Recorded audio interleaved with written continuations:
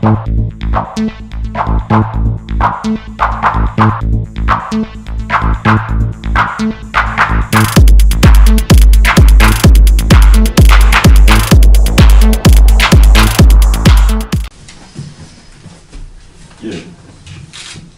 10시 정각 되었습니다. 바로 시작하도록 하겠습니다. 저희들은 항상 뭘 해도 국민 의례부터 하고 하니까 양해 부탁드립니다. 정민의 태극기 있습니다. 우리 손혜원 씨도 같이 해주시고, 예, 국회에 대하여 경례.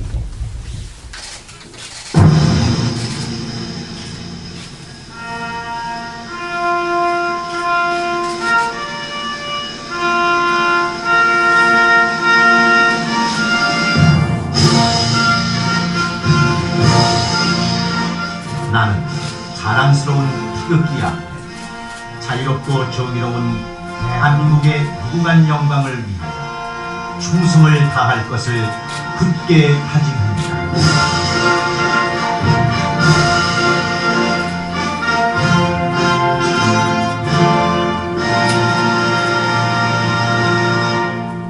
바로 애국가 1절 제청하도록 하겠습니다.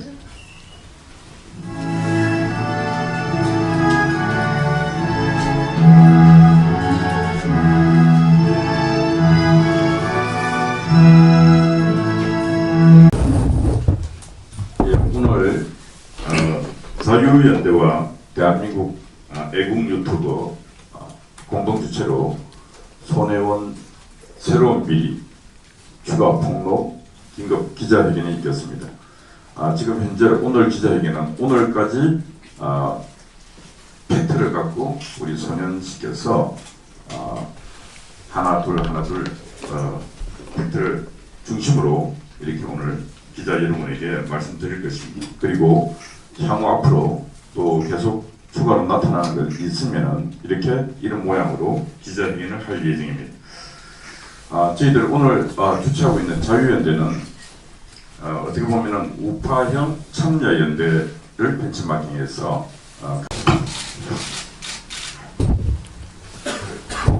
우선 저는 평범한 사람으로서 생전 처음 이런 자리에 앉게 된 것도 너무 부담스럽고 힘이 듭니다. 그러니까 기자 여러분들이 제가 오늘 밝히는 거는 저한테 모든 증거가 있는 사실만을 말씀드리는 거고, 의혹에 관해서는 추후에 또 밝혀지는 대로 말씀을 드리겠습니다. 그러니까 제발 좀 방송을 많이 해주셔서 손혜원이 같은 쓰레기가 우리나라 정치권에서 사라졌으면 하는 그런 유일한 바람으로 이 자리에 앉았습니다. 말씀드리겠습니다. 저는 손혜원의 동생입니다. 지난 30년 가까이 서로 경혼하고 살던 중에 손혜원의 차명부동산 및 여러 가지 비리로 인해서 제 가정과 제 자식의 인생이 붕괴되는 상황에서 아버지가 된 입장에서 그대로만은 볼 수가 없어서 이렇게 나서게 되었습니다. 저는 정치색도 없고 정당에 가입한 적도 없고 종교도 없고 정치에 관심이 없던 사람이었습니다. 아마 대부분 그럴 거라고 생각했는데 그런 사람을 이렇게 나서게 한 것은 손혜원이고 당분간은 손혜원의 개인적인 비리를 밝히는데 피력하겠습니다.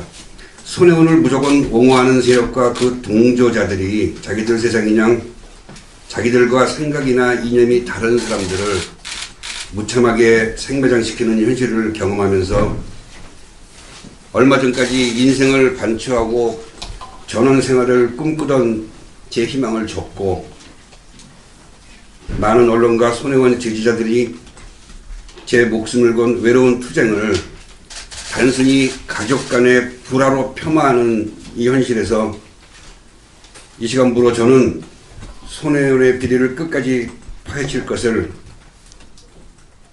홍준표 대표님이 말씀하신 것처럼 거철과 당랑의 싸움이 될지라도 손혜원의 비리를 끝까지 파헤칠 것을 선언합니다.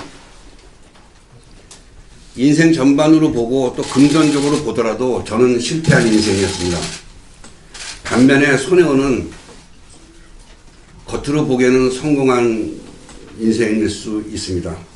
그렇다고 해도 자기가 금전을 또 권력을 앞세워서 제 딸은 딸대로, 아들은 아들대로, 집사람은 집사람대로 제 인생이나 제 가정이나 제 가족까지 손혜원이가 자기의 치부를 위해서 난도질하게 하는 것을 그냥 두고 볼 수만은 없습니다. 오늘부터 서정우 변호사님의 조력을 받으면서 오늘 나와달라고 부탁을 했는데 방송이 있으셔서 못 나왔습니다. 그 변호사님의 조력을 받으면서 손혜원님의 각종 비리와 거짓말과 위선을 밝히는데 제 남은 인생을 밝히도록 하겠습니다.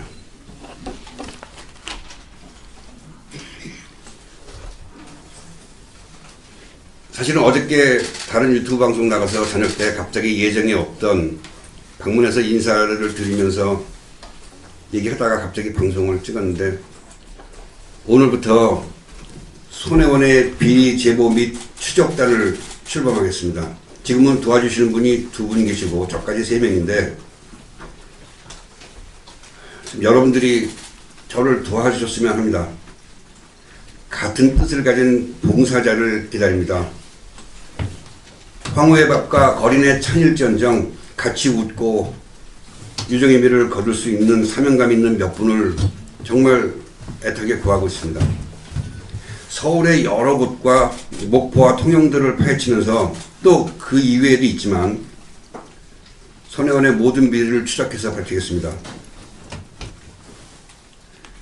손혜원에 관한 정보 공개 요구를 통해서 손혜원의 지난 2년간의 행적을 하나하나 체크해가면서 그 모든 행적이 각종 이권 개입과 불법적인 투기와 부당한 인사압력 등을 행사했다는 것을 꼭 밝히겠습니다. 두 번째로 손혜원 지지자들의 후원과 순금을 기다립니다. 18원씩이라도 해주셨으면 고맙겠습니다. 또 하나 마지막으로 손혜원 비리에 관계되는 어떤 비리나 어떤 부당압력이나 차명 부동산에 관해서 결정적 제보를 해주시는 분들께는 제가 100만원씩의 사례를 드리겠습니다. 망설이는 분들께 분명히 좋은 일을 하시는 것이며 좋은 사회를 만드는데 큰 역할을 하신 공을 돌려드리겠습니다. 여러분들의 자식에게 이런 부당한 것보다 더 좋은 세상을 남겨드리기 위해 조금만 용기를 내주시기를 바라겠습니다.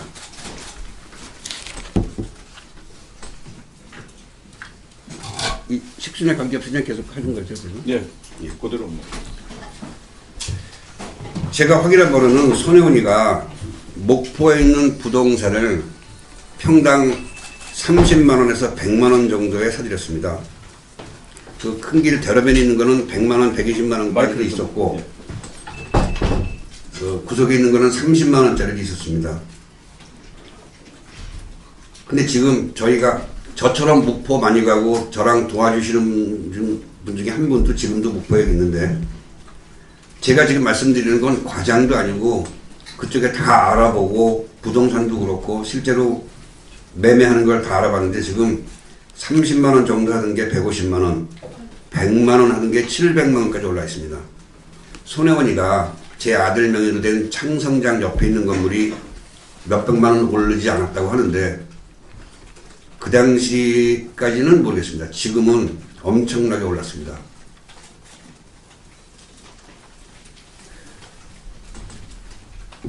손혜원이는 아주 머리가 좋습니다. 손혜원이는 제가 지금 다 기록을 갖고 있는데 너무 급하게 오는 바람에 이거를 출력을 못해서 자료를 못 드리는데 다음번에 꼭 드리겠습니다.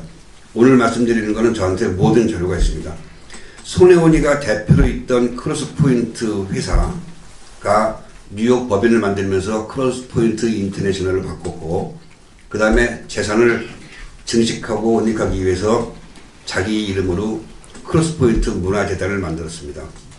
국회 들어오면서 매형인 정건의 이름으로 바꿨지만 여전히 손혜원 거고 손혜원의 영향력 아래 있습니다. 그 크로스 포인트가 꽤 오래된 법인인데 거기 정관을 보면 2017년 3월 3일 손혜원이가 부동산을 집중적으로 매입하던 3월 달에 부동산을 구입하고 투기를 하기 위해서 혹시나 다른 문제가 생기지 않을까 생각해서 자기 말로 자개장 같은 거 그런 나전 칠기를 하는 문화재단이 갑자기 2017년 3월 4일 부동산 매입 및 그런 부동산 관련 업을 추가를 해놨습니다. 3월 3일입니다. 2017년. 그때부터 부동산을 매입하기 시작합니다. 손혜원이 목포 시민들에게 서울 사람들에게 절대 부동산을 집이나 땅을 팔지 말라고 해놓고 뒤로는 쉼터를 운영하는 정정숙이나 그 당시 문화재청장이었던 나선아를 이용해서 부동산을 엄청나게 매입하기 시작합니다. 근데 중간에 7채 정도를 샀을 때 이재에 밝은 정정화라는 사람이 그 무한 사람인데 정정화라는 사람이 손혜원이 몰래 그 정보를 알고 또 손혜원이 성격이 아주 나서기 좋아하고 과장하기 좋아하고 생색내기 좋아하고 자랑하기 좋아하는 성격이기 때문에 다니면서 분명히 여기는 돈이 되는 곳이니까 돈 걱정하지 말고 빨리 매물을 찾아봐라라고 얘기했을 겁니다. 그 얘기를 듣고 일반 평범한 사람인 정정화가 서울에서 건설회사라고 있는 자기 동생 이름으로 9채 또 다른 부동산을 8채에서 17채를 중간에서 가로채서 구입을 했습니다. 그러는 바람에 지금 원수가 됐고 손혜원이는 자기가 아니라 정정화가 투기 부동산업자라고 얘기를 하고 있습니다. 저희한테 제보가 들어오고 저희가 조사한 바에 의하면 저도 사실은 알 수 없는 게 많습니다. 부동산은. 남들보다는 좀 더 많이 알지만 분명히 50채 이상을 목포 그 거리 그 주변 일대에 구매한 걸로 저는 확신합니다. 다만 지금 증거가 나온 게 없는데 오늘 추가로 증거 찾아낸 거를 제가 좀 이따가 말씀을 드리겠습니다. 그러니까 손에 정정수기를 시켜서 차명으로 계속 구입을 하기 시작했고 문체리 간사라는 지위를 이용해서 얻은 자기만의 고급 정보를 이용해서 계속 불법 투기를 한 겁니다. 손혜원이 목포 시민들 어느 날 그랬어요. 얼마 전에 목포 시민들의 시각에서 목포 시민들의 입장에서 한번 생각해보라 라고 얘기를 했는데 정말 그 입을 제가 찢어버리고 싶습니다. 왜냐하면 여러분들이 기자 여러분들도 보시기에 거기서 땅을 파는 사람들이 과연 몇 개월 후에 문화의 거리로 지정될 걸 아는 사람이 단 한 명이라도 있을까요? 손혜원이 그 사람들한테 땅을 살 때 이게 몇 개월 후에 문화의 거리로 지정이 되고 문화재로 지정이 되고 여기가 사람들이 많이 올려오고 한다는 얘기를 과연 하면서 그 부동산들을 샀을까요? 절대 그렇지 않습니다. 겉으로는 아닌 척하고 땅을 팔지 말라 해놓고 차명으로 목포에 쉼터를 운영하는 그래서 인맥이 많은 정정수기를 내세워서 각종 부동산을 다 매입을 했습니다. 그곳에 있는 집들은 거의 판잣집이고 사람이 살 수가 없는 집들이 대부분입니다. 어떤 분들은 그거를 팔려고 내놨는데 10년간 못 판 사람도 많고요. 최근 2년 동안에 그 사이에서 매매됐던 땅이 4채입니다. 거기 있는 사람들끼리. 근데 손혜원이가 가서 그 이후에 2017년 3월 이후에 매매가 되고 판매가 된 것이 약 90건 정도입니다. 어떻게 이런 일이 가능했을까요? 그래서 제가 기자님들은 그냥 소리만 띄고 말았는데 저는 그걸 보면서 3가지를 크로스 체크를 했습니다. 딴 데서 얘기했기 때문에 아시는 분은 아시겠지만 다시 한번 말씀드리겠습니다. 2017년 3월 이후 첫 번째는 그랬습니다. 3월 이후에 매매가 된 거. 근데 그 산 사람이 서울 사람일 것, 또 나이가 그렇게 많지 않을 것, 이 세 개를 공통적으로 갖고 있는 소래를 집중적으로 제가 찾기 시작했습니다. 근데 일반 분들이나 기자님들은 그게 나왔다 하더라도 손혜원이 부정하고 매매한 사람이 부정하면 도저히 그게 누군지를 알 수가 없는 거죠. 저한테 지금 약 70건 정도의 서류가 있습니다. 그 사람들을 하나하나 찾아가지고 있는데 거의 만나주질 않습니다. 그 중에서 유일하게 맞는 사람이 한 명 있는데 배를 누르고 사정을 얘기하니까 젊은 친구가 설명을 하더라고요. 자기 어머니가 목포가 고향이고 자기가 큰돈 아니래서 거기에 어머니를 위해서 샀는데 하필 이런 시기에 걸쳐서 자기도 좀 신경이 쓰인다. 당당한 사람이라면 그렇게 저희한테 얘기를 했어야 옳습니다. 지금 그 시기에 부동산에 관련된 모든 사람들은 다 만나주질 않는데 저희가 계속 추적을 하고 있습니다. 자, 거기서 실제로 확인된 100% 확인된 부동산 차명 부동산을 밝히겠습니다. 우선 장병인이라는 사람입니다. 손혜원이 마포 사무실 옆에 손혜원이의 후원 회장을 하면서 카피라이터 몇 명을 두고 이제 추후에 밝힐 공영 홈쇼핑에 그 손혜원이하고 연결된 비리는 이제 좀 이따 다음번에 밝히겠는데 그거를 앞서서 심부름을 하고 손혜원이가 자기 사무실 일부를 잘라서 파티션만 해놓고 공짜로 쓰게 하는 후원 회장 같은 역할을 하는 사람입니다. 이 사람이 68년생이고 여기 마포 신수동에 살고 있습니다. 이 사람이 목포 대전 그 골목에 있는 일가 3-4번지의 필지를 2017년 9월 17일 날 매입을 했습니다. 지금도 갖고 있습니다. 두 번째는 홍정애라는 사람입니다.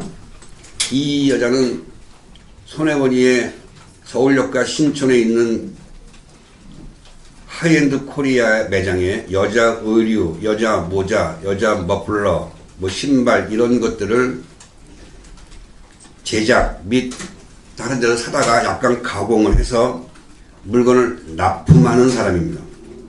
이 사람이 서울의 논현동을 사는데 그 골목에 2017년 7월 10일 날 매입을 합니다. 아무 연고도 없는 사람입니다.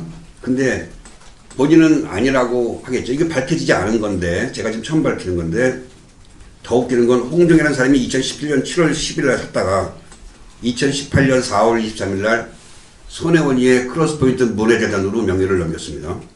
이거는 제가 갖고 있는 서류가 다 있으니까 여러분한테 말씀드리는 거고 이거 딴 데 가서 얘기를 했는데 아무런 변명도 못한 것입니다. 이따가 이 사람들을 어떻게 찾았는지 설명을 드리겠습니다. 김은주라는 사람입니다. 이 사람도 똑같이 납품업자입니다. 이 사람은 상봉동에 집을 사는데 그 골목에 두 채의 집을 지금도 보유하고 있습니다. 조수희라는 여자입니다. 이 사람도 납품업자입니다.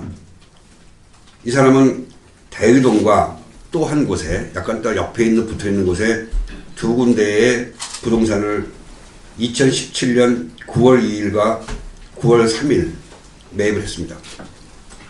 자, 지금 밝혀진 게 이름이 4개가 나왔고 필지가 7개가 추가로 됐습니다. 만약에 이게 사실이 아니라면 저를 고소하셔도 됩니다.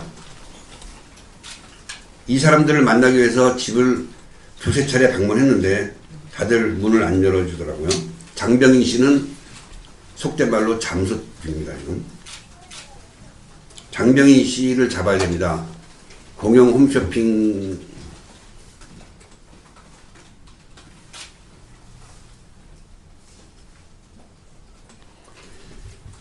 그 공영 홈쇼핑의 대표는 손혜원이하고 정말 막한 사이고 그 수의 계약을 해서 지금 했다는 의혹 저한테 증거가 없습니다. 근데 저도 아는 사람입니다. 제가 어렸을 때.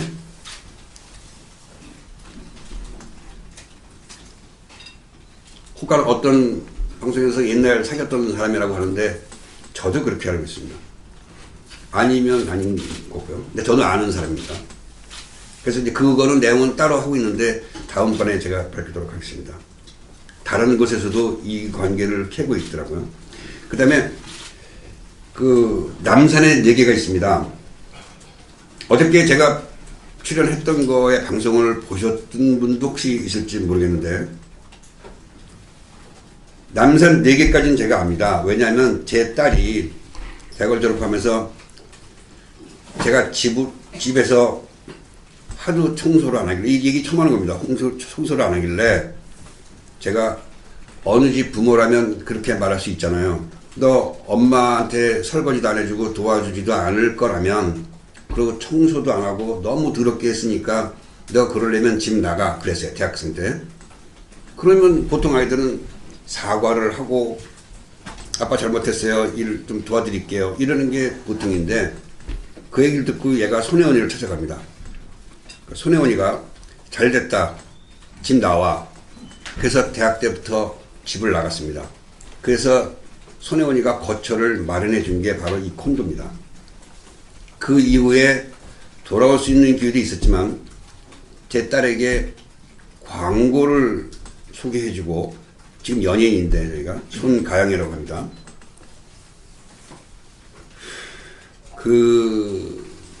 아무튼 뭐 그렇게 됐습니다. 지금도 손혜원이 옆에 있는데 한 2년 전부터 손혜원이의 변덕과 독선과 아집에 질려서 아마 만나지 않는다고 하는데 모르겠습니다. 그건 제가 성격이 너무 직진이라서 이런 자식을 잘 못 봅니다. 그래서 그 대학교 때 다른 집이라면 돌아와서 저한테 사과하고 했으면 없어지는 일 아니겠습니까? 보통 집들 그렇잖아요. 근데 손혜원이가 데려가서 얘를 방을 줬던, 집을 줬던 그 집이 바로 남산 콘도입니다. 근데 그 당시에 그래서 얘기를 들으면서 4채까지, 전 가보지도 않았어요. 그 당시에는. 이번에 갔습니다. 그런데 4채까지 있었는데 그 위에 분명히 더 있을 것이라 하고 지금도 저희가 뒤지고 있습니다. 근데 어저께 제가 발표한 것 중에서 이 이후에 추가로 분명히 있을 건데, 그 중에 하나는 불과 얼마 전에 손혜원이의 큰오빠, 제 큰형의 이름이 손국이라는 이름으로 명의 변경을 하고 팔았어요. 왜 명의 변경을 하고 팔았는지는 모르겠는데 아무튼 그렇게 팔고, 또 하나는 손혜원이가 직접 팔았습니다. 근데 제가 등기부등본이 있는데 어저께 얘기했는데 손혜원이가 판매한 가격이 8억입니다. 이게. 근데 손혜원이가 판매하고 그거를 산 사람이 2년 남짓 만에 다시 팔았는데 16억입니다. 그래서 제가 그 부동산 가서 물어봤어요. 손혜원이가 팔았을 당시에 부동산 가격이 이 아파트가, 이 빌라가 아주 고급 빌라입니다. 얼마 정도 갔느냐. 그러니까 평균 금매물이 12억, 그렇지 않으면 13억이 나갔다고 그래요. 그렇지 않습니까? 우리나라의 남산에 있는 콘도가 2년 사이에 8억에서 16억 오르는 게 없지 않습니까? 그래서 어저께 제가 얘기는 분명히 다운 계약서일 것이다. 지금 계속 조사하고 있습니다. 거의 그렇지 않을까라고 생각합니다. 그 이후에 있는 거 전체, 그 남산에서 해방촌 내려가는 하얏트 호텔에서 힐튼 호텔 사이에 있는 전반적인 고급 빌라를 저희가 다 띄고 있습니다. 아마 추가로 나올 것이라고 생각이 되고, 제가 이거를 밝힌 거는 추가 의혹이 나온 건 정말 아주 고마운 일이고, 이게 추가 부동산이 나오면 고마운 일이고, 제가 이거를 밝히는 건 뭐냐면, 손혜원이는 자기에 대한 이런 의혹이 생길 때 뭐라고 그랬냐면, 자기는 부동산에 관심도 없고 투기를 한 적도 없고 부동산에 관심도 없다 그랬어요. 근데 14년 전, 10몇 년 전부터 계속 부동산 투기를 해왔습니다. 심지어 저희 어머니가 정릉에 살았어요. 아버지 돌아가시기 전까지 같이. 저도 거기서 살았습니다. 근데 거기 지하에도 방이 있으니까. 그거를 어머니가 연로해서 혼자, 아버지 돌아가시고 혼자 사시기가 좀 어려우니까 손혜원이가 요양원이라는 데 어머니를 집어넣었어요. 자기가 모시고 사는 것도 아니고. 그러면서 그 집을, 어머니의 이름으로 돼 있던 집을 자기 이름으로 바꿉니다. 그래서 그때 제가 그랬어요. 집사람하고 저걸로 우리가 살까 생각했어요. 근데 손현이가 세를 주고, 그 당시 분명히 기억합니다. 야, 이 동네가, 실제로 그랬습니다. 이 동네가 재개발로 되는데 이걸 지금 왜 팔어? 그러면서 정말 제가 알기로 한 10년 가까이 이상 갖고 있었습니다. 결국에는 올라서 팔았습니다. 그 이름도 자기 이름이 아닌 매형 이름으로. 그 당시에 얘는 남산에 있었죠.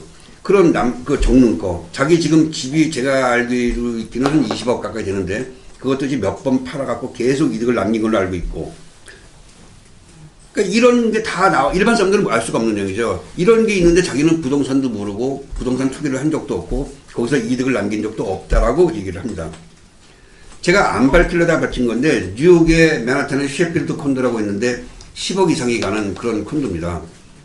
손혜원이가 뉴욕 법인에 저는 비자금이 있다라고 비자금 창고라고 생각을 하는데 증거는 없습니다. 그런 의혹이 있고 지금도 조사 중인데 거기에 10억이 넘는 아주 최상위 특A급 콘도를 두 채를 사고 팔았습니다.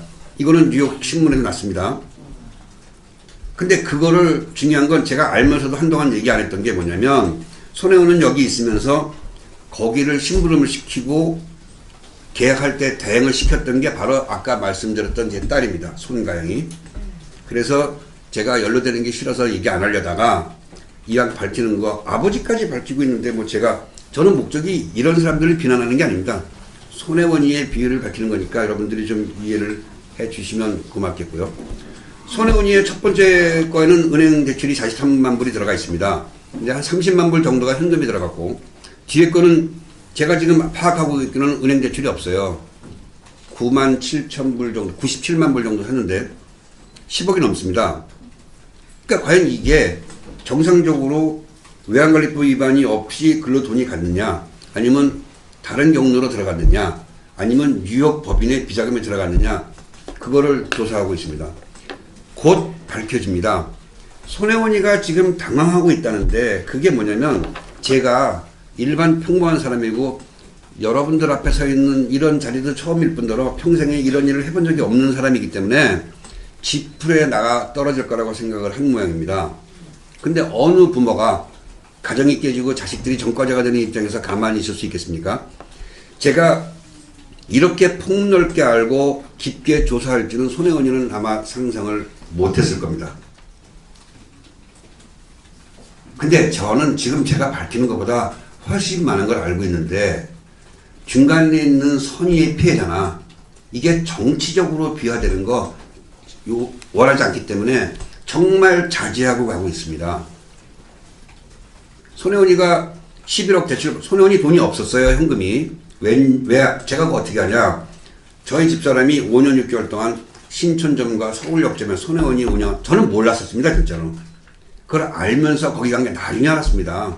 그리고 여러분들 알다시피 제가 강남에 엄청나게 큰 식당들을 몇 개를 운영을 하면서 다른 사건에 연루돼서 거기에 고소를 당해서 교도소를 갔다 왔습니다. 그래서 이 내용을 몰랐고 알면 제가 그 안에서 펄펄 뛰고 할 게 뻔하기 때문에 집사람이 저한테 얘기를 안 했어요. 집사람이 저를 알거든요. 그래서 알는 건데 거기 매출이 형편없습니다. 서울역 같은 경우에 어떤 날은 뭐 30만 원 팔 때도 있고 많이 파는 날은 뭐 한 300만 원 파는 데도 있고 이렇습니다. 근데 거기 세가 지금 1,400만 원인데 그것도 지금 특혜를 조사하고 있는데 다른 서울역 안에 있는 모든 매장은 수수료 매장입니다. 아시죠 무슨 말인지. 거기에서 판매되는 물건의 몇 프로를 수수료 내게끔 되어 있는데 손혜원이 매장만 아닙니다. 그게 왜냐하면 손혜원이 매장은 원래는 여자 의류나 이런 거를 팔게 돼 있지 않고 원래는 그 낮은 칠기만 전체적으로 팔게 돼 있어요. 근데 가끔 가다가 낮은 칠기를 뭐 서울역 대학길이니까 구경하다가 가는 사람들도 많은데 실제로 관심이 있어 하고 뭐 거기에 뭐 고위 공직자들 그 부인들이 많이 다녀갔지만 또 얘기하면 손이 피해자가 될 것 같으니까 제가 얘기는 안 하겠는데 그분들이 와서 관심을 갖고 있으면 남산에서 내려옵니다. 지금 여러분들이 알고 계시는 문화재단 그 박물관이라고 하는 거기 가면 반다지 조그만 거 하나가 3, 4천만 원 12폭짜리 장 하나가 2억 3억입니다. 그런 거를 사는 사람들이 있어요. 일반 자개장이 아니고 앞에 자개, 위, 옆, 밑에까지 자개가 다 뒤까지 다 붙어 있습니다. 그런 자개를 팝니다. 근데 서울역에서는 좀 이제 어설픈 거 좀 갖다 놓고 진짜 파는 건 다 위에 있습니다. 근데 그렇게 팔면 수수료 매장의 수수료 관계가 복잡하게 될 것 같으니까 손혜원이 한번 재계약을 했는데 1,400만 원 임대료 내는 걸로 계약을 했습니다. 이것도 분명히 특혜입니다. 아마 이번에 철수한다고 하는데 철수했으면 좋겠습니다. 그리고 서울역 가보시면 알겠지만 다른 매장은 똑같이 돼 있는데 손혜원이 것만 툭 튀어나와 있어요. 앞으로 그게 보통 특혜가 아니거든요, 사실. 그래서 지금 부동산을 했는데 다른 거는 밝혀졌고 현지 신문에도 났고 제가 다 갖고 있습니다. 서류도.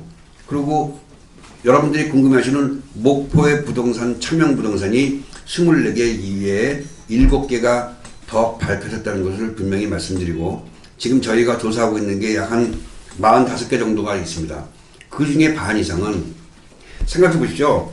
서울에 사는 20, 30대 남자아이들, 여자아이들도 있어요. 그런 아이들이 그 시기에 다른 사람들이 부동산을 내놨는데 5년, 10년 안 팔렸던 것들을 어떻게 그 시기에 서울에 있는 아이들이 매매할 수가 있을까요? 살 수가 있을까요? 제가 이따가 말씀드리겠지만 검찰에 가서도 이 얘기를 했었어요.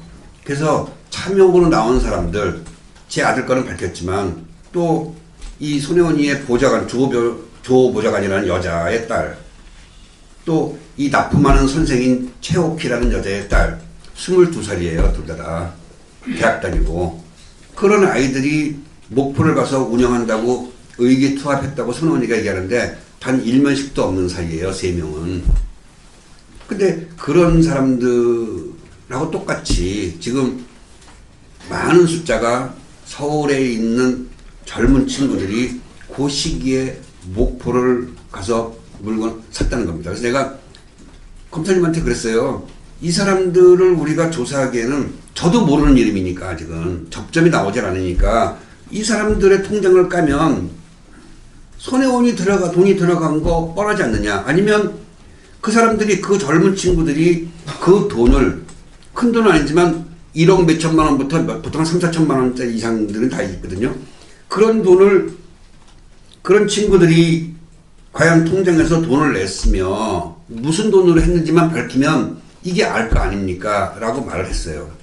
이따 제가 거기에 관계되는 건 따로 말씀을 드리겠습니다. 아무튼 지금 발견돼서 100% 확실한 건 11개입니다. 지금 차명을 갖고 있는 것도 중요하지만 십몇 년부터 손혜원이가 계속 부동산을 투기를 해서 이득을 남겨서 시부를 했다는 것을 분명히 말씀을 드리겠습니다.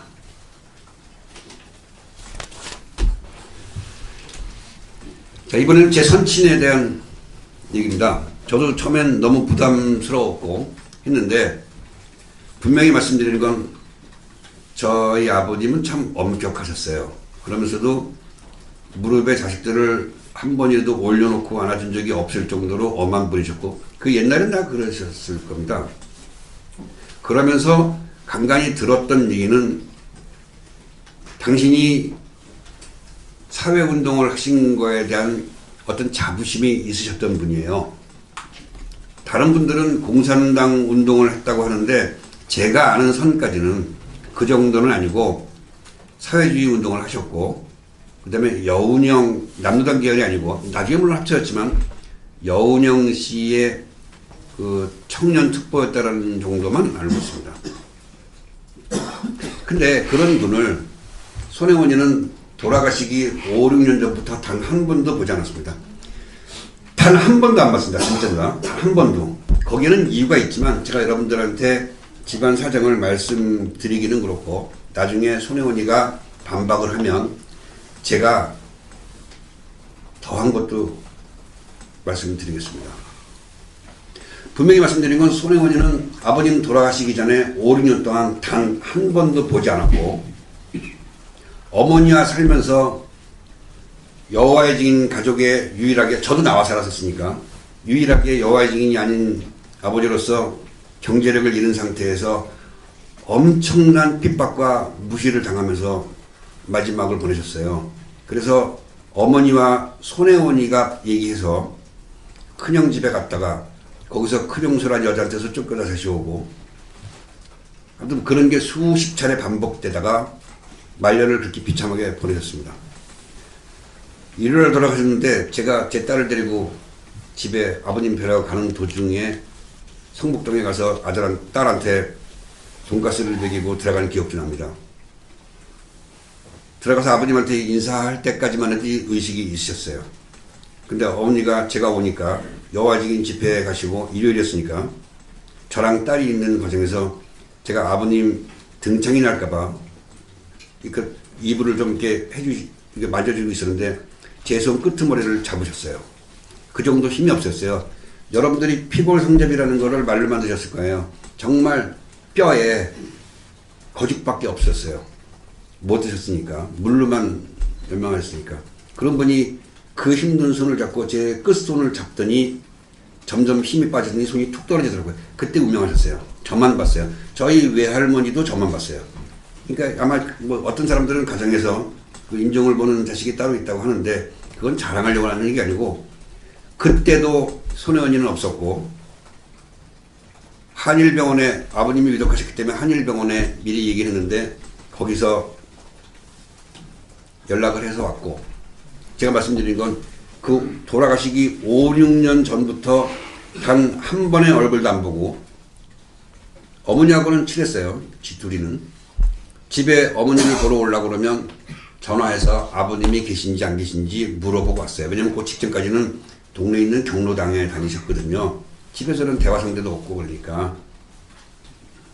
그래서 아버지가 계시면 안 오고 아버지가 없다고 그러면 어머니만 보고 가고 그렇게 해서 5, 6년 이상 세월을 보냈던 겁니다. 그런 사람을 명예를 위해서 아버지의 명예를 위해서 국가보훈 대상으로 해서 독립유공자로 신청했다고요? 이거는 말이 안 돼요. 정말 가증스러운 일입니다. 손혜원이가 아버지를 독립유공자를 만들어 놓은 건 자기 스펙을 위하고 자기 경력에 독립유공자의 자식이라는 것을 한 줄 더 올리기 위해서 한 거에 불과합니다. 여러분들은 여태까지 저도 그렇게 알았는데 오늘 밝히는 건 뭐냐면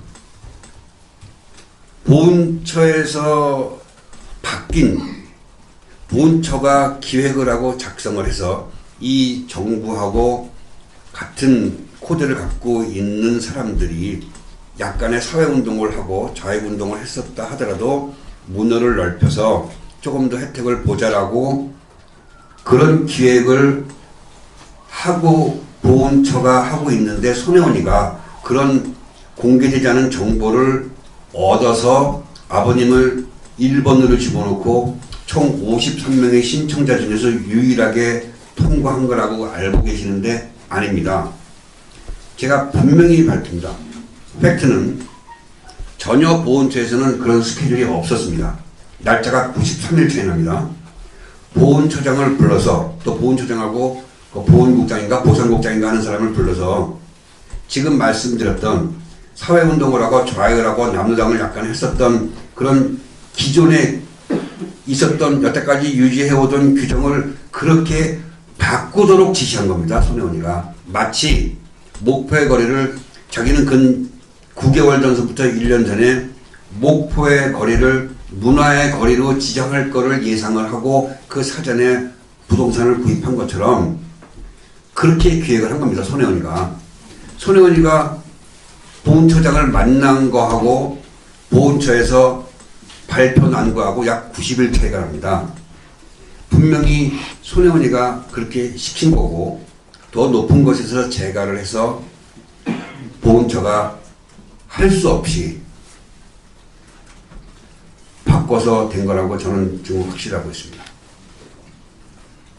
제 돌아가신 아버님한테 정말 죄송하죠. 왜냐하면 지금 문재인 대통령 지지자라든가 뭐 손혜원 지지자라고 해두죠. 손혜원 지지자들이나 이런 좌파 언론에 있는 댓글들은 제가 잘 안 보는데 가끔 아버님 얘기가 나와서 댓글을 보면 진짜 돌아가신 아버지한테 이놈 저놈은 보통이고 정말 입에 올릴 수 없는 욕을 많이 합니다. 또 우파도 뭐 그런 사람들도 있고요. 그 돌아가신 아버지를 그냥 내버려 두시지 지금 손혜원이가 자기 욕심에 이렇게 만든 거를 절대로 용서를 하지 못하겠습니다. 검찰 조사입니다. 손혜원이는 부르지 않고 보통 사건을 보면 사건의 고발인을 불러서 고발인 조사를 하고 피의자를 불러서 피의자 조사를 하고 또 저 밖에 참고인이 없으니까 참고인을 불러서 조사를 합니다.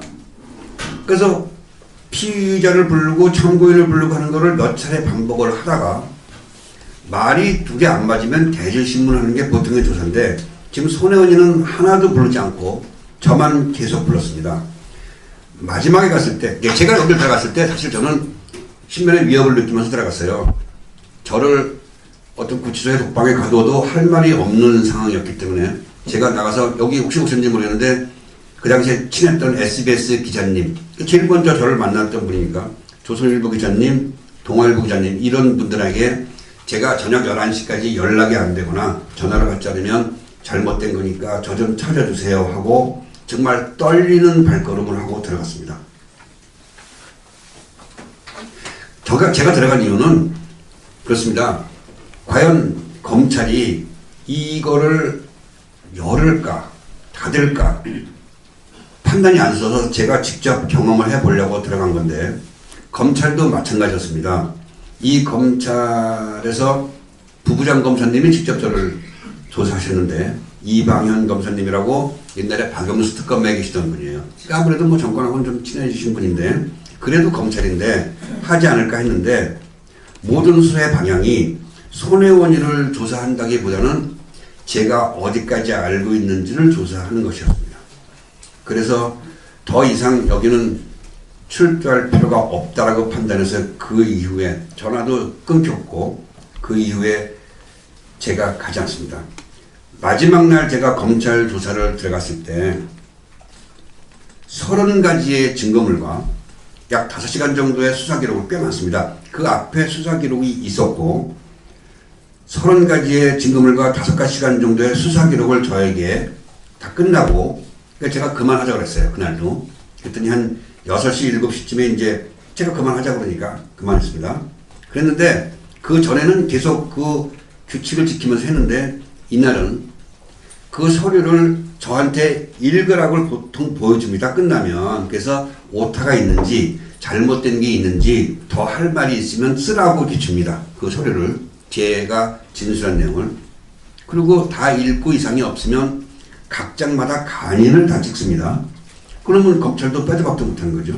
근데 그날은 그 많은 서류를 저한테 검토도 안 시키고 간인도 안 찍고 그냥 저보러 가라는 것이었습니다. 저는 알고 있죠. 왜냐면 여러분들 아시다시피 저 사기 전과자입니다. 검찰 조사 받아봤거든요. 그러니까 기존 기록 철에 추가 편철을 하지 않겠다는 겁니다. 그래서 저도 알고 있었지만 제가 저를 지금 도와주시는 서정훈 변호사님께 다 말씀을 드렸어요. 그랬더니 그거는 당연히 편철을 안 하겠다고 누락을 시키겠다는 거라고 말씀을 하셨고 제가 근데 그날 또 진본을 달라고 그러시더라고요. 그래서 진본을 못 주고 복사본만 제가 줬어요.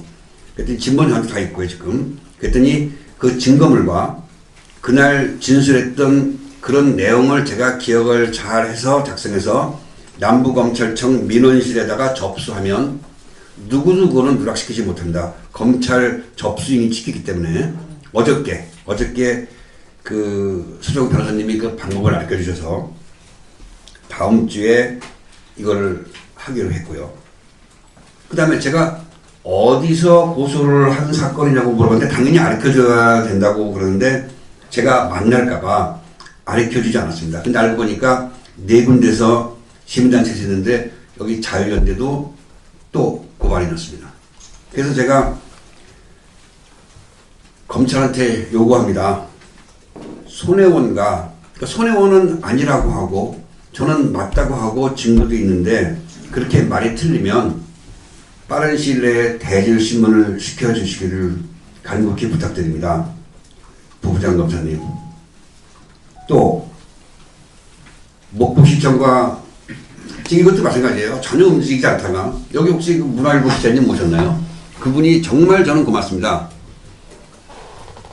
정말 사정을 했어요. 그분이 문자가 왔길래 제가 다른 데 유튜브 나간 내용을 읽어보시고 한 줄일만이라도 좋으니까 좀 기사화 시켜달라고 얘기했어요. 그러면 제가 갖고 있는 모든 자료를 도와드리겠습니다. 그랬더니 기사가 났어요.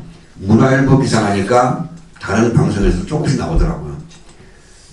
뭐 오비락이라고 생각하지 않습니다. 분명히 그 영향으로 그 다음날 압수수색이 들어갔습니다. 근데 압수수색이 목포시청과 문화재청만 들어갔어요. 생각해보세요. 손혜원 집과 손혜원 핸드폰과 손혜원 사무실과 문화재단과 지금 차명 의심이 되는 사람들의 계좌 이런 것만 추적하면 다른 데 할 필요 없어요. 검찰 다 알 수 있는 거 아니에요. 우리들은 모르지만. 그거를 왜 안 하고 있는지 모르겠습니다. 그러니까 그런 거를 하셔서 저는 지금 이게 빨리 재판으로 가길 원합니다. 왜냐하면 판사님들은 운이 좋으면 정말 좋으신 판사님, 엊그제 나온 동부지법에 있는 그 검사님 같은 그런 분을 만날 수 있으면 이거는 파헤칠 수 있으니까 빨리 재판을 가서 제가 참고인이나 증인으로 나가서 제가 가지고 있는 증거를 다 까고 제가 거의 확신하고 있지만 증거가 없는 건 판사님의 힘을 빌어서 정말 빨리 다 밝히고 싶습니다. 그러니까 빠른 시일 내에 손혜원이와 대리 질문을 해주시기를 바라겠습니다.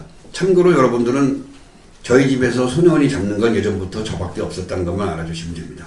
온 가족이 손혜원이의 금권에 휘둘리고 있고 그러니까 이해는 사실 갑니다. 여러분들 이해는 갑니다. 그러니까 뭐 그 가족들이 지금 저를 고소하겠다고 하는데 제가 웰컴이라고 했습니다. 빨리 해달라고 했어요. 그럼 손혜원이 나와야 되니까. 우선 그렇게 하겠습니다. 그리고 이거는 뭐 의혹이라기보다는 거의 확실시 되고 있는데 내년에 손혜원이는 분명히 총선에 나옵니다. 이런 제보도 있었고 이런 의혹이 충분합니다. 어디냐? 지금 강남병과 목포 둘 중에 하나를 조언하고 있는데 강남병은 삼성동, 대치동, 도곡동입니다. 거기에 저번에 특검인가요? 국정조사인가요? 거기 나와서 나이 드신 분이 얘기하니까는 앞에서 싸가지 없이 닥쳐라고 얘기했었던 그 대상자 이은재 의원님이십니다. 근데 그 당시에 이은재 의원님이 당선될 당시에 민주당 후보가 전원근 씨라는 분이었어요. 근데 이 전원근 씨가 아주 친분이 있는 분이에요. 경희대를 나오셨고. 그래서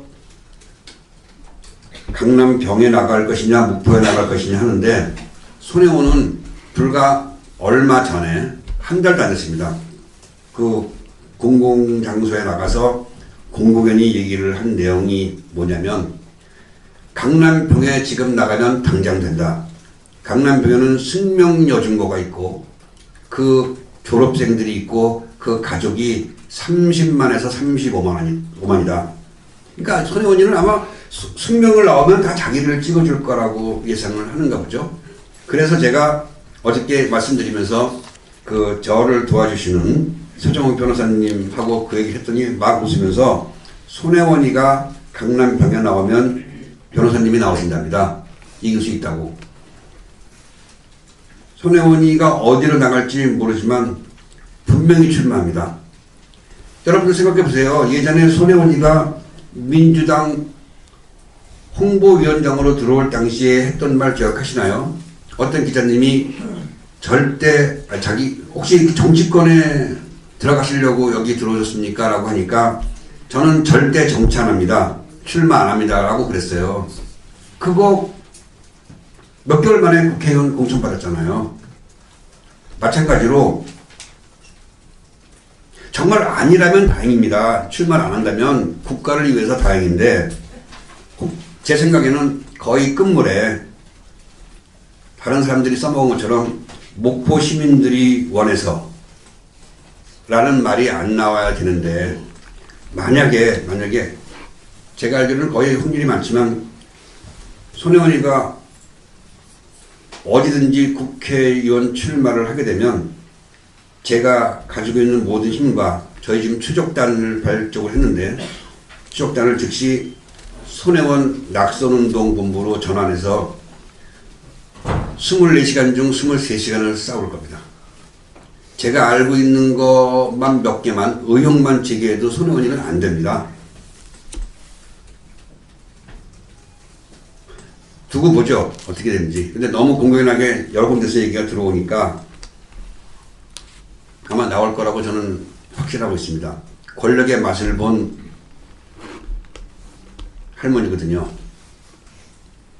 그리고 지금 이 의혹들이 너무 많고 시간이 끌고 가니까 자기가 의원직을 내려놓으면 좀 위험하다고 생각하니까 아마 더 죽기 살기로 나가지 않을까 생각합니다.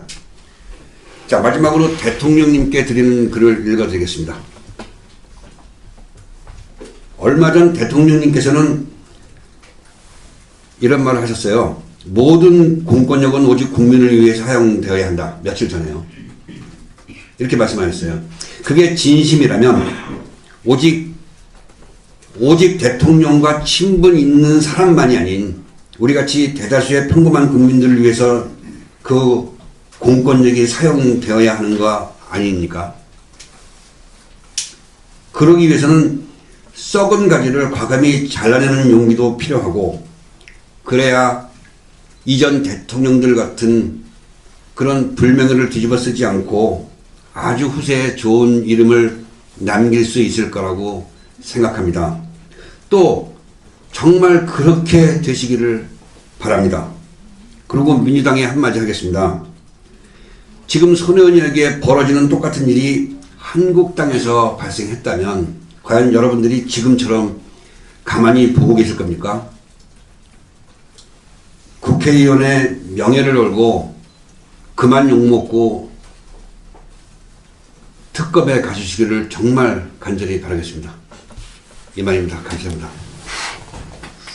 예, 거의 뭐 1시간 가까이 말씀을 하셨습니다. 혹시 기자 여러분 중에 질문사항이 있습니까? 질문하실 분 없습니까? 아, 예.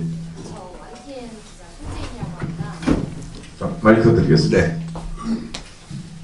저 YTN 손재인이라고 합니다. 혹시 출마 예상하시는 근거가 좀 딱히 또 분명한 게 있으신지 그건 좀 여쭤보고 싶습니다. 그 주변 사람들에 대한 제보가 2번이나 들어왔었고, 그 다음에 손현희 성격을 제가 다른 사람들보다 워낙 많이 알고 지금 주변 상황이 그렇습니다. 이게 예측입니다. 증거는 녹취는 없습니다. 저도 얘기 드릴 때 아이고 녹취 좀 해놓지, 저도 그 얘기했습니다. 좀 지나보면 알 수 있을 것 같습니다. 예, 또 다른 분 질문사항이 있습니까?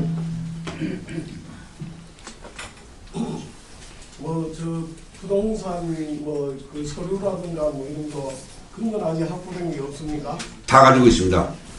지금 오늘 이름 밝힌 거, 그 다음에 서류, 그 다음에 그 다운 계약서, 이런 것도 다 갖고 있습니다.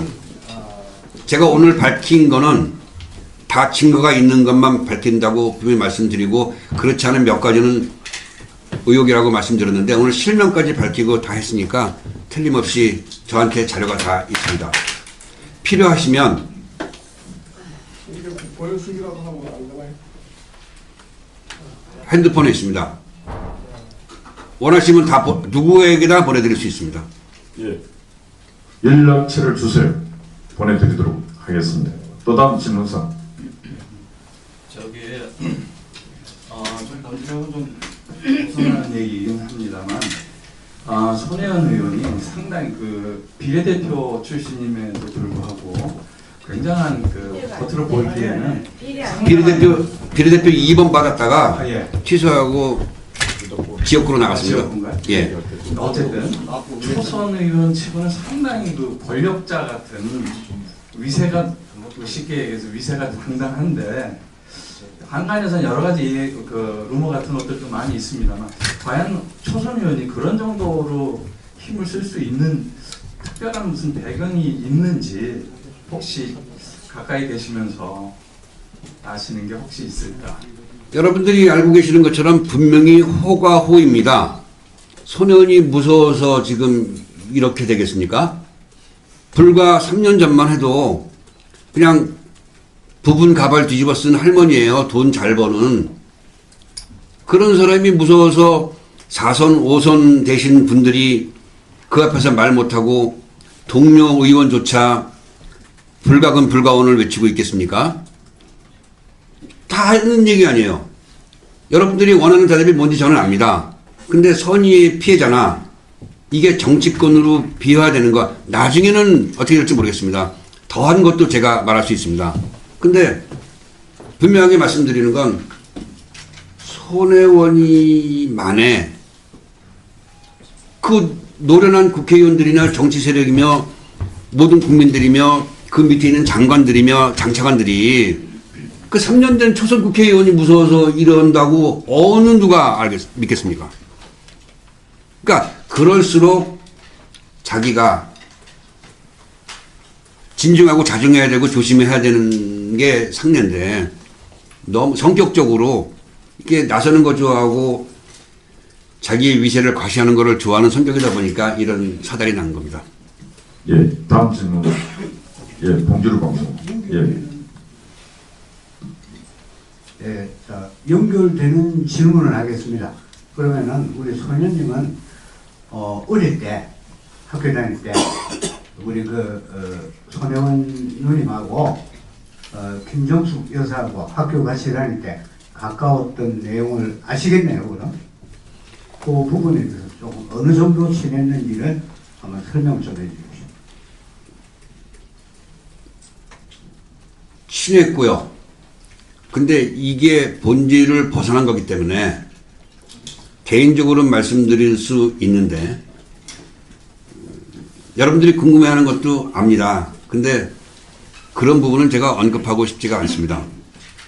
선의의 피해자고 불확실한 거고 그다음에 손혜원이의 비리를 밝히는 건데 그거를 개인적인 부분까지 이런 데서 말씀드리는 건 좀 그렇지만 여러분들이 알고 계시는 게 다 맞습니다. 알겠습니다. 친했답니다. 예, 다음 질문. 예, 엄마 방송. 조수님. 네, 이 어려운 자리를 마련해 주셔서 저희 유튜브는 물론이고 또 메이저 방송까지 이렇게 기자회견을 열게 해주셔서 정말 감사드리고요. 제가 질문 드리는 거는 그 아버지가 국가 유공자로 돼 있는데 아들인데 굉장히 참 거북한 생각도 갖고 계시는데 혹시 어머님은 자기 남편이고 또 아들이 이런 문제를 가지고 언론에 이렇게 전부 다 말씀하시는 거에 대해서 혹시 어머님이 알고 계시는지 아니면 어머님은 어떻게 생각하고 계시는지 그걸 묻고 싶습니다. 당연히 알고 있죠. 그리고 저는 집에서 완전히 이제 전쟁입니다. 저한테 연락 오는 것도 그렇고 생각해 보세요. 그 우리 형제들 입장에서 생각해 보면 가만히 앉아서 우리 형제들과 그 내 조카들 그 자식들까지 평생 수억 원 어떻게 보면 더 많을 수도 있는 그런 혜택을 보는 거를 제 말로 취소되게 생겼어요. 그러니까 왜 나서서 지랄이냐라고 하는 거죠.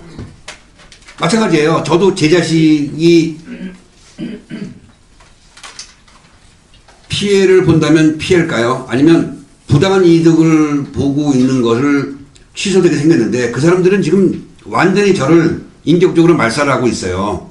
그러니까 그 사람들은 한 통속이 돼서 손혜원이의 돈에 다 얽혀 있는 사람들이고 손혜원이가 돈으로 입막음을 하고 있고 손혜원이 옆에 있으면 조금이라도 금전적인 이득을 보는 입장이고 그 다음에 손혜원이 반대편에 쓸 용기조차 없는 아주 추한 인간들이에요. 저도 돈 많아서 이러는 거 아니거든요 지금. 근데 그들도 자기 가정을 손혜원이가 그렇게 했으면 아마 똑같이 하지 않았을까라는 생각을 하는데 제가 말하는 거에 단 하나도 반박을 못해요. 어느 누구도. 손혜원이도 지금 제가 밝히는 거에 있어서 여태까지 밝힌 거에서 하나도 아니다라는 말을 하고 있지 않아요. 다만 제가 정신병자고 도박하고 사기꾼이고 전과 이런 얘기밖에 안 하잖아요. 단 하나도 사실과 틀리다라고 얘기하는 부분이 전혀 없어요. 그러니까 저를 국민들이 지탄하고 좋아하지 않는 프레임에 가둬놓고 제 말을 믿을 수 없다라는 걸로 가고 있는데 그래도 저는 꿋꿋이 할 거고 이게 이왕 검찰 조사가 들어갔고 기소가 돼서 재판까지 갈 것 같으니까 거기서 밝히면 법적으로 분명히 밝혀지겠죠. 그 분들이 그 높으신 분들이 재판이나 검찰 조사에서 전체가 다 덮여지리라고 생각하지 않습니다. 그 정도로 사회가 썩었다고 생각하지 않습니다. 어느 부분은 분명히 올바른 분들이 계실 거고 확실한 증거를 봐주실 분들이 분명히 있을 거라고 생각합니다. 예, 안정규 TV 네. 우리 안정규 대표. 네, 안정입니다. 여호와의 증인이라고 말씀하시는데요.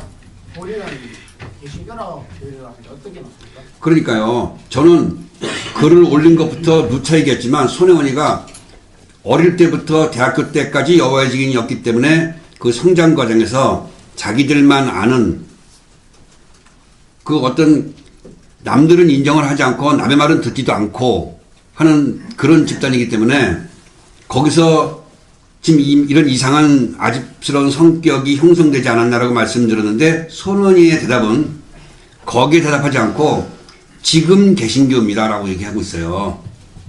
그럼 대답이 틀린 거잖아요. 그러니까 지금도 다시 한번 묻겠습니다. 손혜원이는 초등학교 때부터 대학 때까지 여호와의 증인이었습니다.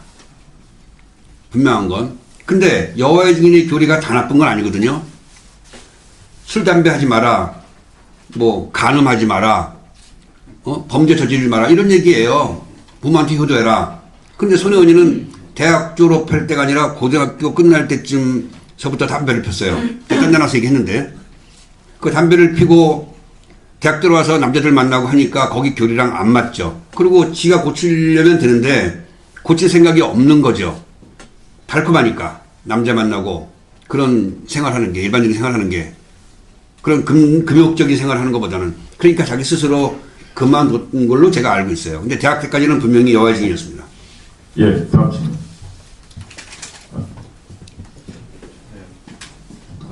질문 한 가지만 더 드리겠습니다. 네. 지금 그 뉴스 같은 매체를 보면 네. 목포 쪽의 반응은 오히려 손혜원 씨를 두둔하는 걸로 지금 방송에 나오고 매체에 나오고 그러는데 혹시 목포 현지에 계신 분들의 어떤 느낌이라든지 반응이라든지 생각이라든지 그런 거에 대해서는 좀 알고 계시나요? 예, 알고 있습니다. 예. 혹시 여기 목포 MBC랑 연결되신 분 계세요? 진짜 야 그런 방송을 할 수 있나라는 생각이 들어요. 왜냐하면 그 사람들이 인터뷰하고 그 사람들이 그 조사한 게 그 골목 안에서예요. 그러면 저래도 손혜원이 욕 안 하죠. 욕하겠습니까? 슈퍼마켓이 있는데 하루에 3만 원 팔았대요.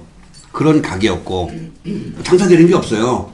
근데 그 손혜원이 들어와서 손혜원이의 정체가 뭐든 간에 손님을 끌어주면 그 사람들은 좋아하는 거잖아요. 기자님들은 거기서 제 조카인 소영이가 하는 커피숍이라든가 그 칼국수 손혜원이가 만든 건 3개예요. 여관, 칼국수집, 커피숍이에요. 지금. 근데 거기에 다니면서 사람들이 얘기하니까 다 손혜원이를 옹호하고 있는 것 같고 손혜원이도 지금 착각에 빠져 있는데 저희는 목포에서 2,000장 이상의 서류를 띄면서 그 주변까지 또 제보가 뭐가 있었냐면 손혜원이가 목포에 출마할 거니까 목포에 와서 살려고 그 주민등록 옮긴다는 얘기까지 나왔습니다. 손혜원이 입에서. 근데 그 자리가 저 유달산 밑에 있는 데라고 대강 얘기를 들어서 그 이때까지 다 뒤졌어요. 그러는 바람에 그 골목이 아닌 그 주변까지 제가 다 뒤지면서 부동산한테 물어봤는데 제 말을 믿어주세요. 그 거리를 제외한 나머지 좀 떨어져 있는 목포 시민들은 다 욕합니다. 손혜원이 다 욕하고 있어요. 다는 아니겠지만 적어도 80%는 부정적인 생각을 갖고 있고 그런 말 하시는 분들이 훨씬 많아요. 그래서 저희한테 그런 제보를 주시는 것도 현지인 부동산들이에요. 지금 말씀 안 드린 게 있는데 손혜원이가 언론이나 이런 데 걸리지 않은 차명으로 된 부동산이 많다고 제가 말씀드렸는데 그거를 팔아치우고 있대요. 또 파는 것도 있대요. 그래서 저희가 다음 주에 들어가면 지금부터 약 한 41달 보름 전부터 지금까지 매매가 이루어진 거를 집중적으로 다시 찾을 겁니다. 그러면 그건 거의 확실하잖아요. 그죠? 그런 제보도 현지 부동산에서 나온 거예요. 그 정도로 손혜원 떨어져 있는 곳은 손혜원이에 대한 감정이 안 좋은 사람이 훨씬 많습니다. 예, 예, 그러니까 예. 지금 공중파 매체들하고는 현재 민심하고는 완전히 다르다. 그럼요. 예. 정말 잘못 얘기하고 있는 거예요. 그래서 전 이번에 이걸 바꾸면서 언론한테 깜짝 놀랐어요. 저기 YTN도 계시고 MBN 혹시 모르겠는데 제가 한 5번씩 전화했어요.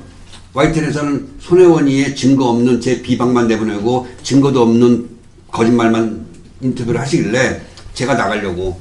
근데 MBN, YTN 4-5번씩 전화해도 반응이 없었어요. 알겠습니다. 자, 지금 1시간 10분 이것으로 기자회견은 마치도록 하고 제가 공지 3가지 말씀드리도록 하겠습니다. 자, 예, 조용히 해주십시오. 혹시 우리 또 애국진영 유튜버 중에 본인들의 스튜디오에 있는 분들은 우리 진실을 밝히기 위해 노력하고 있는 우리 손희연 씨를 초청해서 대담의 시간을 가져주십사 하는 부탁을 드립니다. 예, 두 번째 공지사항은 지금 아까 말씀하셨다시피 혼자 권력 집단과 싸우는 게 상당히 힘듭니다. 그래서 손혜원 비리제보 추적단을 만들어서 끝내 이 비리가 밝혀질 때까지 싸우시겠다 하는 부분이 있으니까 여러분 저희들이 싸우기 위해서는 또 물질이 필요합니다. 그런 부분에서 후원 계좌를 하나 이렇게 개설을 합니다.